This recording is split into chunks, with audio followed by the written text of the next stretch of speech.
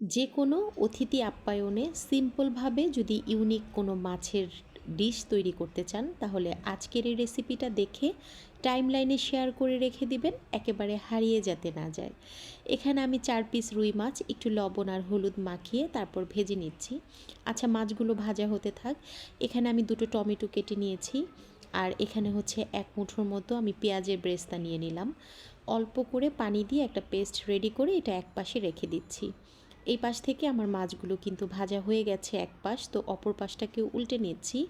একেবারে লাল লাল করে কড়া ভাজা করে নেবেন, তাহলে কিন্তু এটা খেতে আরও বেশি ভালো লাগবে।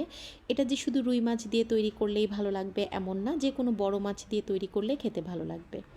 তো মাছগুলো তুলে আমি একই তেলে হাফ কাপের মতো হচ্ছে পেঁয়াজ কুচি দিয়ে দিলাম। পেঁয়াজটাকে কিছু সময় নেড়ে চেড়ে ভেজে নেব। পেঁয়াজের কালারটা চেঞ্জ হওয়ার পর আমি এখানে 1 টেবিল চামচের মতো আদা রসুন পেস্ট দিয়ে দিলাম।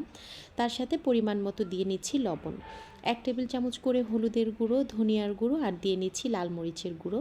আর টমেটো আর বেরেস্তার যে একটা পেস্ট রেডি করে রেখেছিলাম সেটাও সম্পূর্ণটা এখানে দিয়ে দিলাম। অল্প করে একটু পানি দেব, দিয়ে মশলাটাকে খুব ভালো করে একদম ভুনা ভুনা করে নেব। প্রায় 10 থেকে 15 সেকেন্ডের মতো কিন্তু আমি মশলাটাকে খুব ভালো করে একদম ভুনা ভুনা করে নিয়েছি। মশলার যে একটা নিজস্ব কাঁচা গন্ধ থাকে সেটা কিন্তু ভালো করে একটু ভুনে না নিলে যে কোনো তরকারিতে মশলার কাঁচা ফ্লেভারটা থেকে যায়।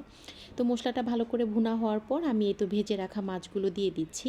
এখন কয়েক সেকেন্ডের মতো নেড়ে চেড়ে মশলার সাথে মাছগুলোকে খুব ভালো করে মাখিয়ে নেব। তো এখন হচ্ছে এখানে আমি পরিমাণ মতো পানি দিয়ে দেবো, মানে যতটুকু ঝোল থাকবে সেই আন্দাজে আমি পানিটাকে দিয়ে নিলাম। এখন একটা ঢাকনা দিয়ে রান্না করে নিচ্ছি। দেখলেন তো কত অল্প সময়ে একদম কিচেনে থাকা মশলা দিয়ে কিন্তু আপনারা স্পেশাল একটা রুই মাছের কারি বা ভুনা তৈরি করে নিতে পারবেন। এখন এখানে একটু কাঁচামরিচ আর ধনিয়া পাতা দিয়ে আমি নেড়ে চেড়ে নামিয়ে নিচ্ছি।